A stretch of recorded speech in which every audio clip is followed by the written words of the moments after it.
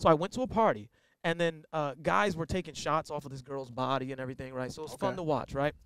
I pull out of my bag a turkey baster. Turkey base. Yes, it has a tube that it can suck up the liquid and then you can, right? So it has a little squeezy thing on it. I had grabbed one of those. So one of my kinks is insertion. Like, I like the POV. I like to be up close and personal. I like to see it stretch open. I like to put things in it, right? Okay. You can deliver babies. That's what in more ways than one. So the short of the story, I'll get to it, right? So I grabbed the turkey baster, right? And they all look at me like, what the hell are you about to do with that thing, man? This is new. What are you about to do with that thing? The room just goes quiet. Yes, yes. But I panic, right? I go, shots! So I pick up the turkey baster instead of doing what I wanted to do with it, which was put it inside of her, right? He goes with shots. And then I just start, like, hey, get some of this tequila, man. You get some. You get some. And I become the shots girl at the party, When I first started out, like, it was more involved in people who had relationships that I could, join in with. And so, this story is funny is because it was something that I did. So when I decided that I was going to get more involved into this Dom thing, right? So it's early on. Yeah, very early on, right? Get involved to this Dom thing. I was looking up YouTube videos or something, and there was a guy, I don't remember his name, but he was saying that, like, some of these things you have at home, like right in your kitchen. And so, like, tools, to what? Oh, tools to use in BDSM, right? Like, so, and as I was going over the play, right, and bridging the gap, impact play would be the I in the bridge thing, right? So impact play is spanking, floggers, things like that, right? But he was like, you have some of these things right in your kitchen, right? And so the first thing I did was go to Walmart, and I literally went to the kitchen aisle to see what, I kid you not, I went to the kitchen. I still have some of them today. To the kitchen aisle. So I don't know what the thing is called that like spreads cake, but it was a really nice one that spreads icing, excuse me. Whatever they use to spread icing. So that was my first paddle, right? Okay. I grabbed that, right? So humble beginnings, you know what I mean? I went and grabbed that. Go with the burger spatula. I did buy like a whole, they were wooden, right? So I had a couple of spoons and then one had a spatula, but because of the spatula, so you're preparing to go to like your first Yes. thing And I want to, so one thing I say it, and I actually can mean it now, but like, I'd never want to give anyone the impression that they can just be a dom, right? Like just because they have a few things, because it's very irresponsible, because the pillars that we kind of operate on is sane, consensual, and safe, right? So like, if you don't have those concepts, then it's kind of, you can't just say, oh, choking, let me go do it. And then, now you caught a case, right? and so I wanted to be prepared, right? But I didn't have the funds, I think, or whatever the case may be, right? Or it might have just taken too long to come from Etsy, who cares? Right? So I went in the aisle and I started grabbing things. I even bought an actual dog chain from, I still have it today, man. But so the short of the story, there's one item that I didn't tell you about that I bought, right? But I'm gonna tell you now. So I went to a party, and then guys were taking shots off of this girl's body and everything, right? So it was fun to watch, right? I pull out of my bag a turkey baster. Turkey base. Yes, it has a tube that it can suck up the liquid and then you can, right? So it has a little squeezy thing on it. I had grabbed one of those. So one of my kinks is insertion. Like, I like the POV. I like to be up close and personal. I like to see it stretch open. I like to put things in it, right? Okay. You can deliver babies. That's what in more ways than one.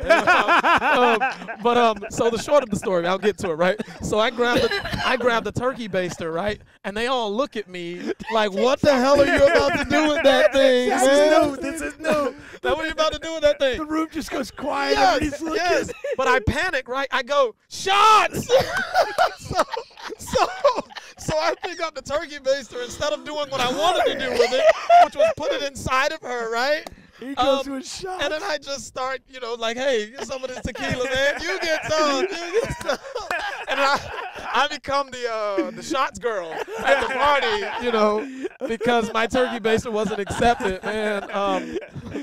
So that did happen. I eventually learned how to use it, though. Like, I have now used it for warm water. Like, you can have, like, a little bowl of warm water next to you, and it's equivalent to what women feel during shower sex. Like if they feel the water going inside of them while you're having sex in the shower, it's the same thing. So I would turkey baster, fill it up with some warm water, Okay. insert it inside of her, and then have vaginal intercourse, and she feels all of that warm. Hold on, what? I'm only putting the water in her. The turkey baster is what's being used to put it there. Okay. You put water inside a coochie? Yes. Now, see, I've never heard of that. Warm water. You Yeah, heard of that's that? what happens in the shower. Not It's the exactly. same- No. Nah, Yeah. yeah, never, yeah. Yeah, no, well, I'm telling you, man, like there's a world out there, man. There's a world out there, right? But so, And then so- when you actually go to insert yourself, it's like water splashing everywhere? Well, it depends on her position. Like, Okay. obviously, like, I mean, in the position that she's in, she's able to retain the water for a bit, or that helps her work her PC muscle, you know what I mean? Okay. Which is what they use for Yeah, yeah. kegling or whatever. So, like, she can squeeze tight to kind of hold it in, so it's some exercise for her. It Okay. also strengthens the muscle down there, gets her aroused, right? And then when you slide in, like, it's just a bunch of moisture. The same thing that a guy would essentially feel if she had a squirting orgasm.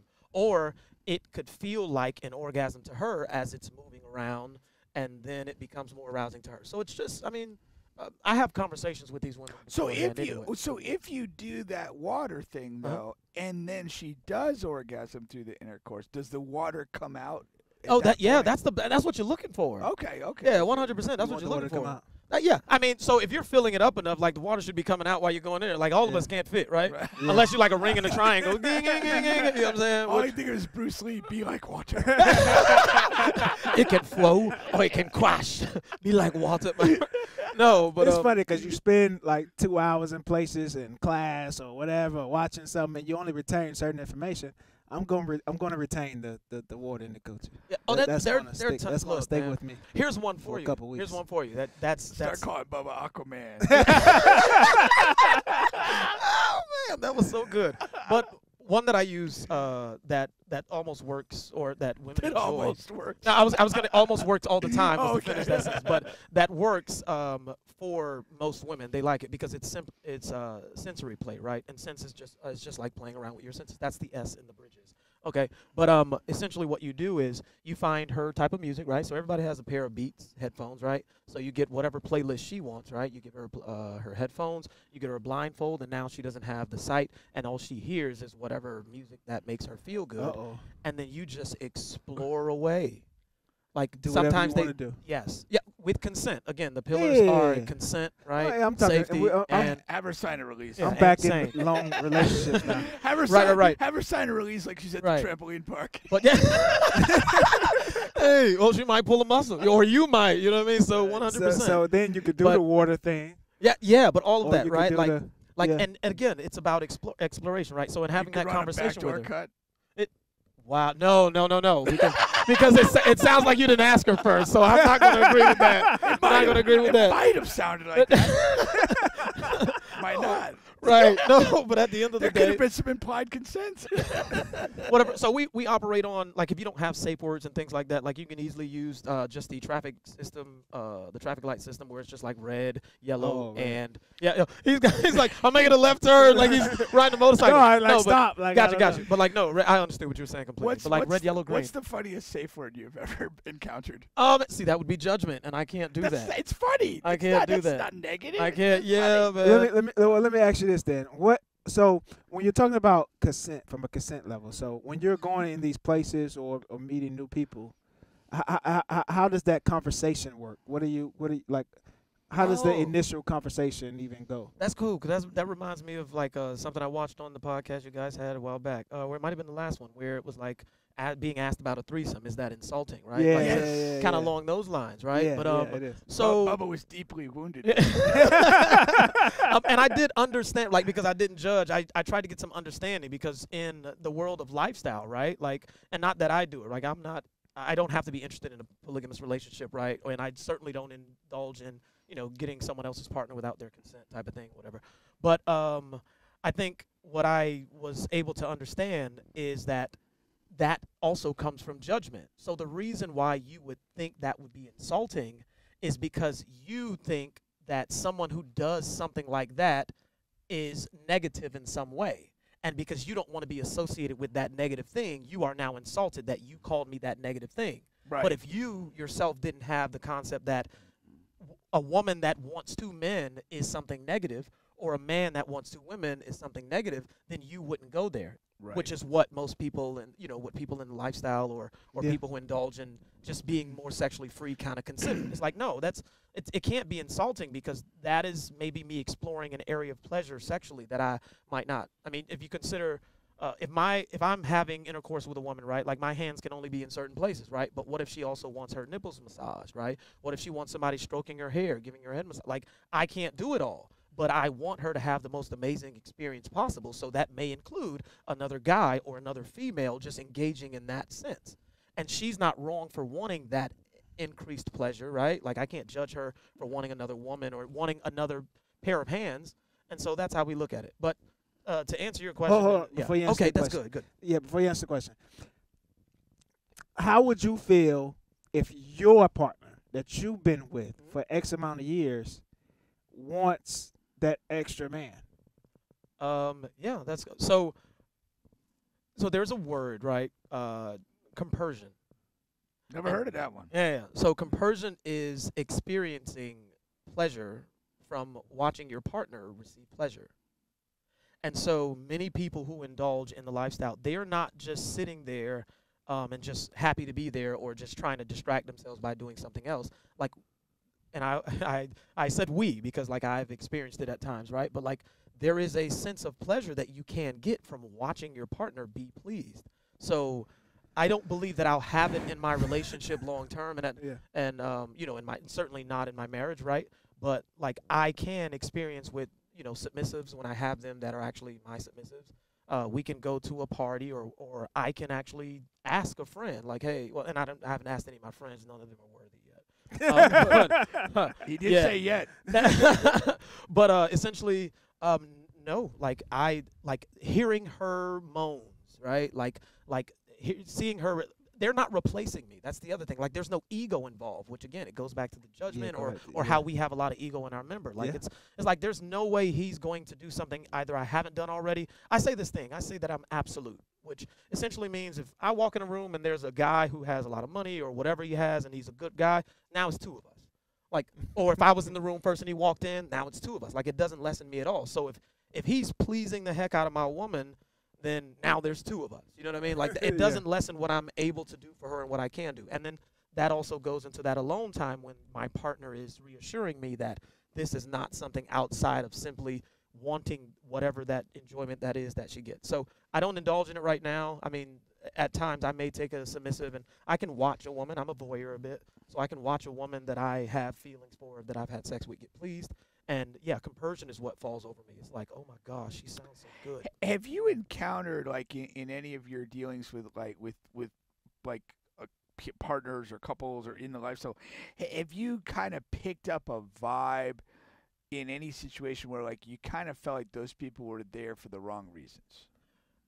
So I used to think that, and then I had to check it. And I'm not doing this on purpose, but once again, I checked it because I felt like then I was judging them, right? Okay. And so, like, there are parties, there are places that we go, there are conversations even that we're a part of that if you're just trying to be nosy, no, we don't want you.